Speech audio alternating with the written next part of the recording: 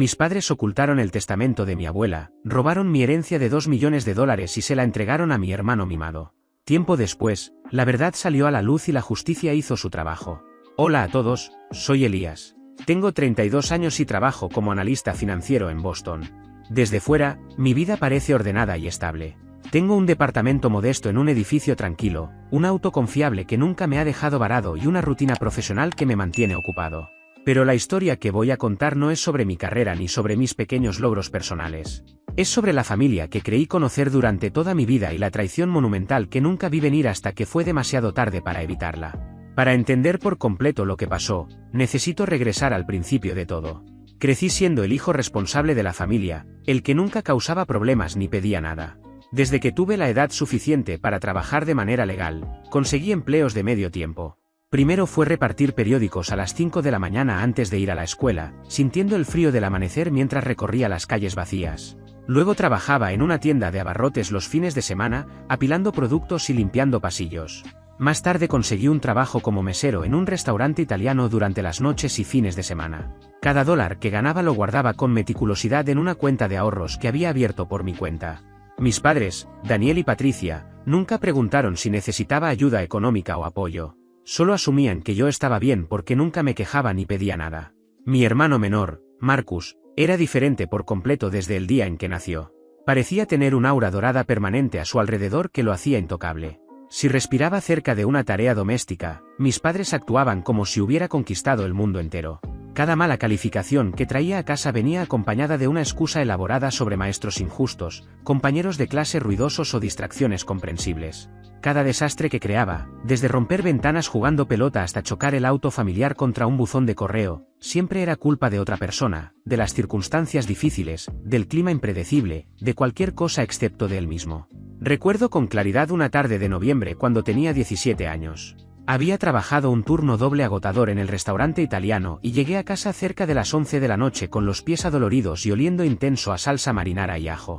Marcus, que tenía 15 años en ese momento, estaba sentado cómodo en el sofá de la sala comiendo pizza recién ordenada que mis padres le habían comprado porque había tenido un día difícil en la escuela.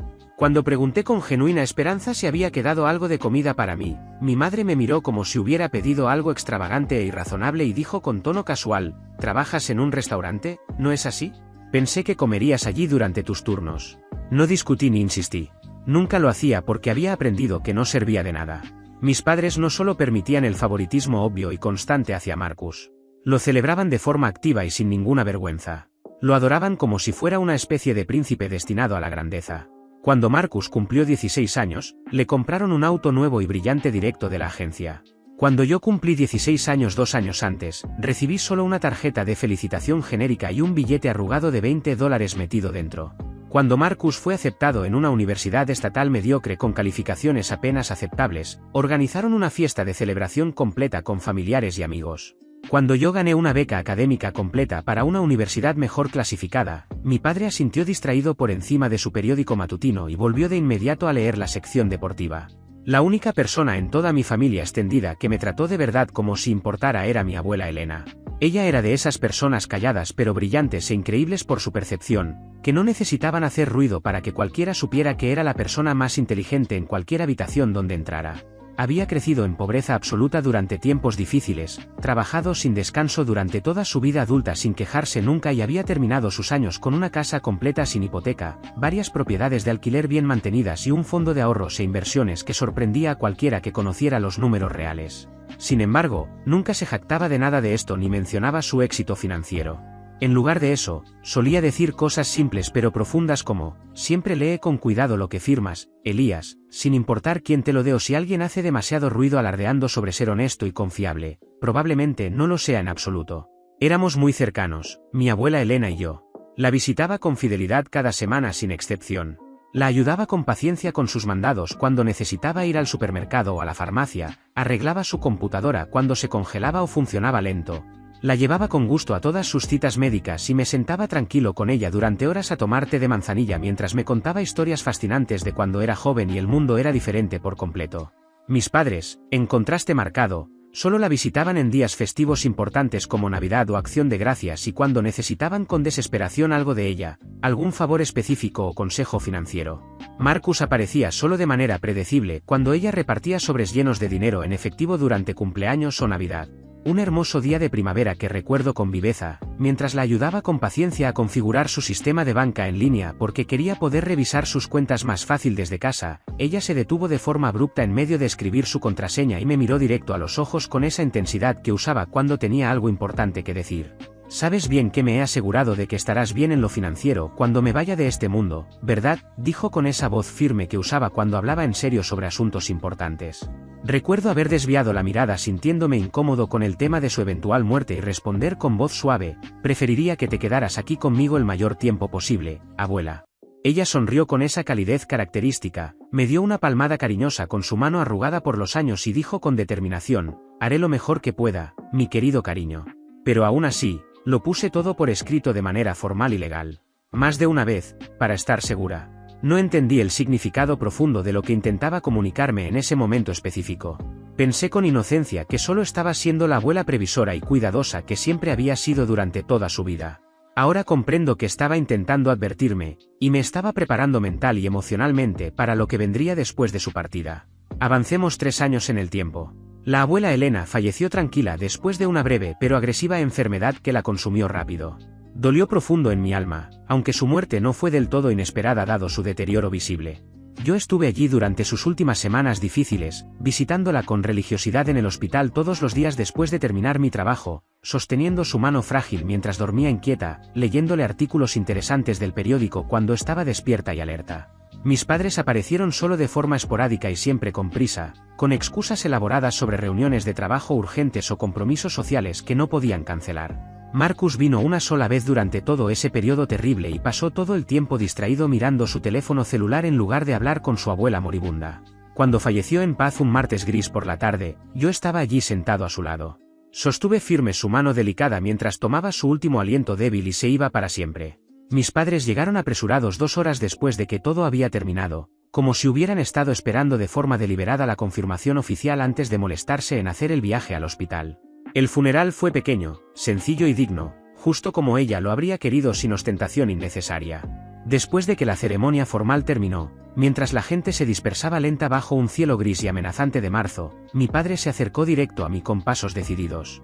Su tono era extraño, formal y casi corporativo cuando dijo seco, necesitamos manejar el testamento oficial y todo el papeleo legal relacionado. Ven a nuestra casa mañana por la tarde sin falta. No era una invitación amigable, era una orden apenas disfrazada de solicitud educada.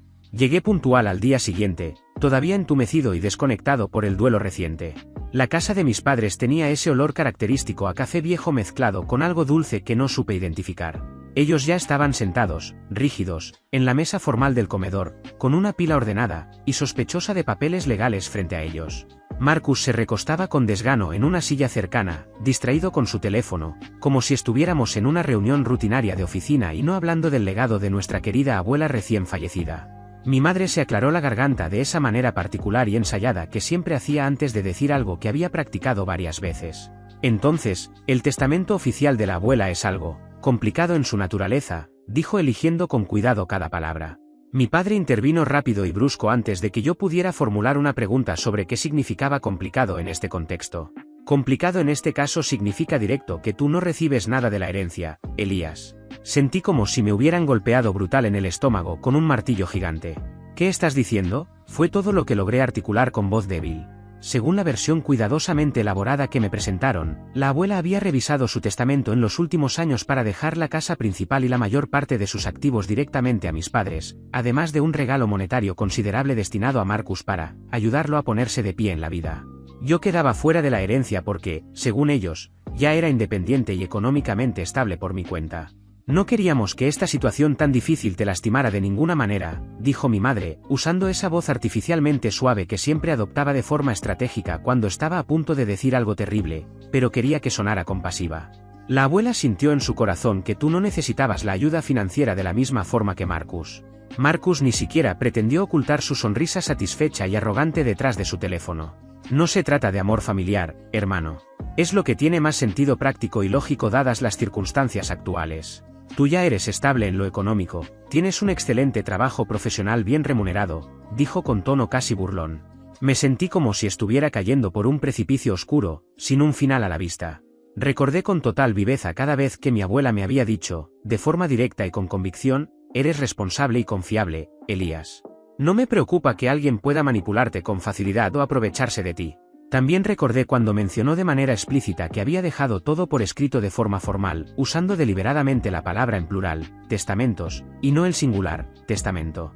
Respiré profundo tratando de mantener la compostura y dije con toda la calma que pude reunir en ese momento, ¿puedo ver el testamento completo antes de firmar cualquier cosa?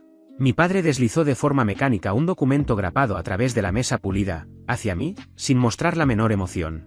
El papel resultaba sospechoso, parecía una impresión genérica sacada de algún sitio web comercial de plantillas legales básicas, con una redacción torpe que decía, de manera elemental, dejo todos mis bienes terrenales a mis queridos hijos, seguida de algunos regalos específicos redactados de forma amateur y poco profesional. Mi nombre completo aparecía una sola vez, perdido en una cláusula genérica y vaga que se limitaba a decir, reconozco tener un nieto, sin que se mencionara ningún legado en concreto.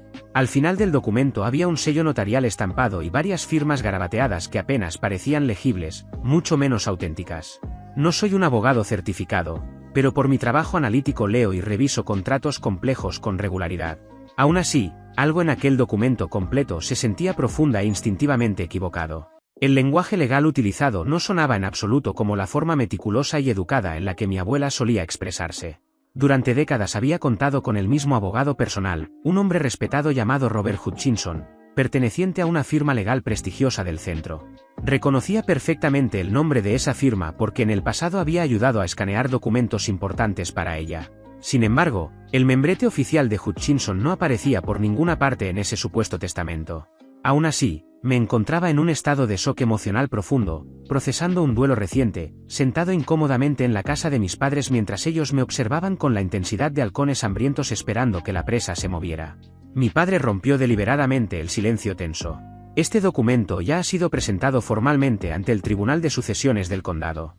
Solo necesitamos que firmes estos formularios adicionales para poder cerrar la herencia completa sin más demoras. Son trámites estándar, liberaciones legales, reconocimientos rutinarios, dijo con un tono frío y calculado.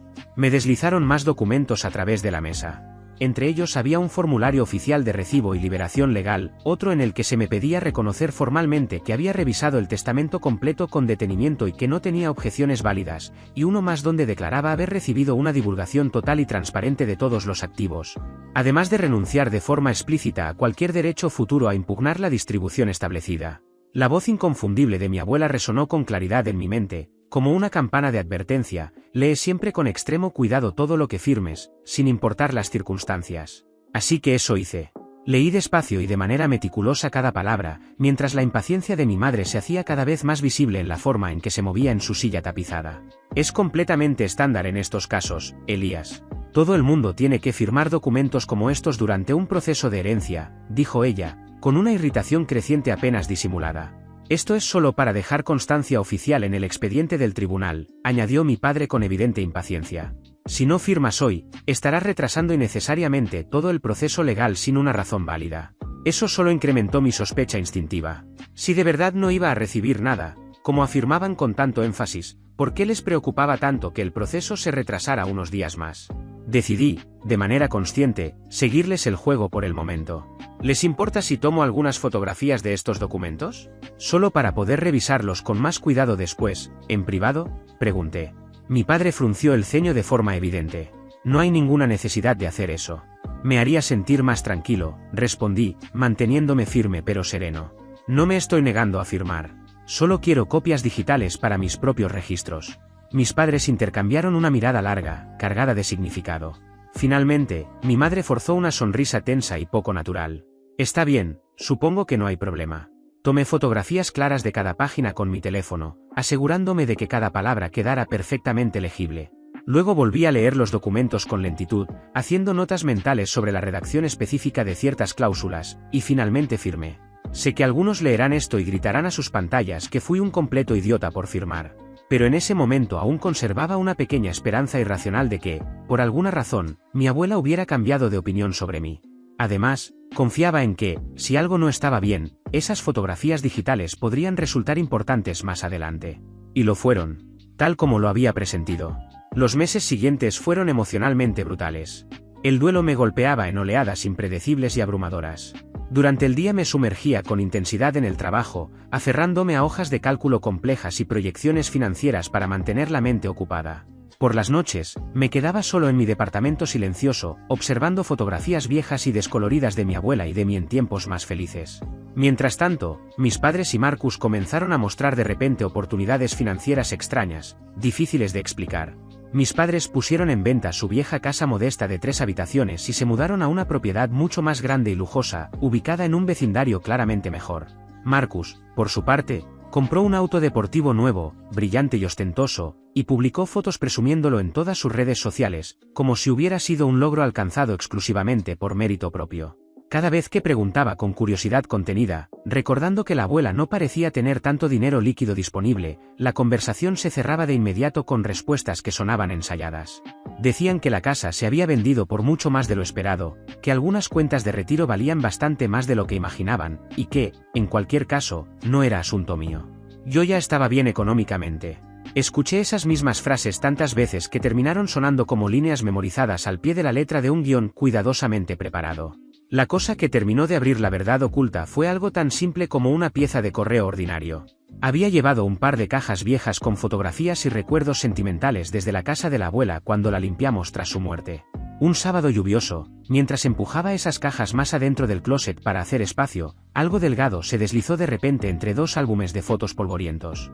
Era una pequeña llave de metal plateado colgada de una cadena fina, con una etiqueta de plástico adherida que mostraba el nombre de una sucursal bancaria específica y una serie de números. Reconocí el banco de inmediato. No era el que ella usaba para su cuenta de cheques diaria, donde se depositaba su pensión mensual. La conexión fue inmediata, una caja de depósito seguro. Una caja de depósito seguro es un compartimento privado dentro de un banco, al que solo pueden acceder las personas autorizadas. Se paga un alquiler anual para mantenerla activa y la gente suele guardar allí documentos importantes, copias de testamentos, escrituras, joyas o cosas que no quiere tener en casa. Si el pago se vence y nadie responde, el banco no se queda con el contenido, perfora la caja de forma oficial y lo pone bajo custodia hasta que un tribunal decida qué hacer. Por eso, el hecho de que esa llave existiera ya era inquietante. Una semana después llegó una carta a mi departamento, reenviada desde la antigua dirección de mi abuela. Provenía del mismo banco cuyo nombre figuraba en la etiqueta de la llave. Estaba dirigida formalmente a la herencia de Elena Morrison e informaba que el alquiler anual de la caja de depósito seguro estaba vencido. Advertía que, si no se recibía el pago dentro de 30 días, la caja sería perforada oficialmente y su contenido retirado a custodia del banco. Eso no tenía sentido. Durante todas las conversaciones sobre la herencia, nadie había mencionado jamás la existencia de una caja de depósito seguro. Llamé a mi padre de inmediato. Le pregunté si sabía que la abuela tenía una caja de depósito seguro en ese banco específico y le comenté que estaban enviando avisos de pago vencido. Intenté sonar casual. Hubo un silencio largo al otro lado de la línea. Luego dijo que sí, que lo recordaba, pero que no era nada importante. Solo algunos papeles viejos y recuerdos sentimentales sin valor. Aseguró que ya lo habían manejado por completo. Le pregunté cómo. Respondió que la habían vaciado hacía meses y que la cuenta estaba cerrada. Según él, debía tratarse simplemente de un error administrativo del banco y que no me preocupara por eso. Pero con la llave física en mi mano y la carta reciente frente a mí, estaba oficialmente en territorio de alarma. Así que al día siguiente fui al banco por mi cuenta durante la hora de almuerzo. Expliqué a la cajera que era el nieto de Elena Morrison, que ella había fallecido recientemente y que había recibido un aviso por pagos vencidos relacionado con una caja de depósito seguro. Quería conocer su estado actual. La cajera revisó la carta, tecleó en su computadora y frunció levemente el ceño. Dijo que la caja seguía figurando como abierta / activa y en mora por pagos, y que los avisos se habían estado enviando a la última dirección registrada. En ese momento supe que alguien estaba mintiendo. ¿Están mis padres listados como titulares autorizados?, pregunté, sintiendo cómo el corazón se me aceleraba. Ella volvió a verificar. Hay 2 titulares en la cuenta, su abuela, Elena Morrison, y su madre, Patricia Morrison. Mi pulso se disparó aún más. ¿Hay alguna nota en el sistema? ¿Alguien accedió a la caja después de que mi abuela falleció? La cajera frunció el ceño con mayor intensidad mientras leía la pantalla. Hubo un acceso registrado hace algunos meses por su madre, pero la caja todavía figura como oficialmente abierta. No ha sido perforada ni cerrada de manera formal. Esa fue la primera gran señal de alerta, clara e inconfundible. Si mis padres realmente hubieran vaciado y cerrado la caja como afirmaron, el sistema del banco la mostraría como cerrada. Pero no era así. Pregunté qué necesitaba para poder acceder a la caja como parte del proceso sucesorio. La cajera explicó que debía presentar prueba de que era el representante personal designado de la herencia o una orden específica del Tribunal de Sucesiones. El problema era que, según mis padres, todo ese proceso legal había sido finalizado por completo meses atrás. Así que esa misma noche entré en línea y busqué los registros públicos del Tribunal de Sucesiones. En mi estado, es posible obtener copias de los expedientes de herencia por una pequeña tarifa administrativa. Solicité todo lo que se hubiera presentado bajo el nombre completo de mi abuela. El paquete llegó por correo certificado unos días después. Cuando abrí el sobre grueso y vi su contenido, la magnitud completa del fraude empezó a revelarse, como una herida que se abre lentamente. Había un testamento archivado en el expediente oficial del tribunal. Era exactamente el mismo documento genérico que ya había visto, la misma redacción torpe y amateur, el mismo sello notarial cuestionable. Nombraba a mi madre como ejecutora de la herencia y declaraba de forma vaga que todos los activos se dividirían entre mis padres y Marcus. No mencionaba ninguna caja de depósito seguro ni ninguna de las propiedades de alquiler que yo sabía que mi abuela poseía. Se limitaba a decir, todos mis bienes mundanos. También había declaraciones juradas firmadas por ambos, mis padres, bajo juramento, afirmando de manera solemne que ese era el último testamento conocido de Elena Morrison y que no tenían conocimiento de la existencia de ningún testamento posterior. Esa noche me senté en la pequeña mesa de mi cocina con la computadora portátil abierta, los documentos del tribunal esparcidos frente a mí y las fotografías que había tomado de los papeles que mis padres me hicieron firmar. Nada encajaba. Busqué en mis correos electrónicos antiguos hasta encontrar uno del verdadero abogado de mi abuela, Robert Hutchinson. Comparé los nombres con cuidado. El supuesto testamento presentado ante el tribunal no había sido redactado por Robert Hutchinson ni por nadie de su prestigiosa firma legal. Era un documento genérico, firmado bajo otro nombre. El sello del notario también me generó dudas. Busqué el nombre en Google. Apenas aparecían resultados. Luego revisé la base de datos oficial del Estado de Notarios Públicos Autorizados. No figuraba ningún registro activo. Escribí entonces un correo electrónico cuidadosamente redactado a la firma legal de Hutchinson. Respondieron más rápido de lo que esperaba. Una paralegal profesional escribió: sí, la señora Morrison fue clienta de muy largo plazo de nuestra firma. Manejamos múltiples revisiones de su plan de herencia. No podemos compartir documentos sin autorización legal, pero confirmamos que existía un testamento archivado con nosotros. Nunca fuimos notificados de su fallecimiento. Esa última frase me dejó el estómago vacío. Si mis padres hubieran presentado el testamento legítimo de mi abuela, la firma habría sido contactada. No lo fue. Programé una cita. Sentarme en aquella elegante sala de conferencias fue completamente surrealista. Expuse todo de manera metódica, la versión de mis padres, el testamento genérico, la llave, la confirmación del banco. El abogado era un hombre mayor, con la misma energía tranquila pero afilada que mi abuela siempre había tenido. Escuchó sin interrumpirme. Cuando terminé, sacó varios archivos gruesos. Redactamos múltiples testamentos para su abuela, dijo con calma. Los primeros dejaban la mayor parte a sus padres. Más adelante, hace unos 4 años, ella empezó a hacer cambios significativos. Hizo clic en su computadora y giró la pantalla hacia mí. El último testamento ejecutado que tenemos archivado aquí lo nombra a usted, Elias Morrison, como único beneficiario primario de la totalidad de su herencia. Allí estaba, claro como el cristal, mi nombre completo, correctamente escrito, acompañado de un lenguaje legal que sonaba exactamente como mi abuela. Legados específicos, su casa, su dúplex de alquiler y el resto de todos mis activos líquidos. Más abajo, una cláusula destacaba: reconozco haber proporcionado apoyo financiero sustancial a Daniel, Patricia y Marcus durante mi vida. Esta distribución es intencional. El documento estaba firmado con su caligrafía inconfundible, notariado de forma profesional y fechado casi un año después del documento falso. ¿Por qué este testamento nunca fue presentado ante el tribunal?, pregunté. El abogado suspiró. Conservamos los originales en nuestra bóveda. Nunca fuimos contactados tras su fallecimiento. Es posible que encontraran un borrador antiguo o que produjeran un documento nuevo. Lo que está archivado no es su último testamento válido. Luego hizo la pregunta clave. ¿Tiene motivos para creer que hubo activos ocultados o desviados? Pensé en la propiedad transferida a Marcus, en la casa vendida, en el auto nuevo. Sí, respondí. Tengo razones sustanciales. Se recostó en su silla. Esto ya no es solo un asunto de sucesiones. Estamos hablando de posible fraude, ocultamiento deliberado de un testamento y perjurio. Podemos solicitar la reapertura de la herencia y notificar al fiscal de distrito. Una parte de mí quería enfrentar a mis padres de inmediato. Otra recordaba cada manipulación, cada mentira cuidadosamente ensayada. Elegí el camino de la venganza paciente y meticulosa. Contraté al abogado en ese mismo momento. Durante las semanas siguientes construimos un caso de acero. La firma legal produjo el testamento original junto con notas manuscritas de mi abuela. Amo a mis hijos y a mi nieto por igual. Pero ya he brindado apoyo sustancial a Daniel, Patricia y Marcus. Quiero que Elías tenga la seguridad que merece. Contactamos al banco de forma oficial. En cuanto recibieron la notificación, bloquearon de inmediato cualquier acceso a la caja de depósito seguro para que nadie pudiera tocar su contenido. Luego, a través de una orden judicial, exigimos que entregaran todo el historial relacionado con esa cuenta. Fue entonces cuando todo quedó al descubierto. Mis padres habían firmado documentos legales jurando que no existía ningún testamento más reciente y que no sabían de ningún otro. Pero también quedó claro que habían declarado menos bienes de los que realmente había, reduciendo su valor a propósito para quedarse con más. Mi abogado presentó todo ante el tribunal en una moción para reabrir la sucesión. El juez la concedió. La oficina del fiscal de distrito se involucró poco después. Ocultar un testamento y mentir bajo juramento no son simples errores, son delitos. Yo no dije nada. Cuando se jactaban del condominio de Marcus gracias a la abuela, asentía en silencio y cambiaba de tema. La primera señal de que algo iba mal para ellos apareció cuando intentaron refinanciar una propiedad y se encontraron con un gravamen judicial.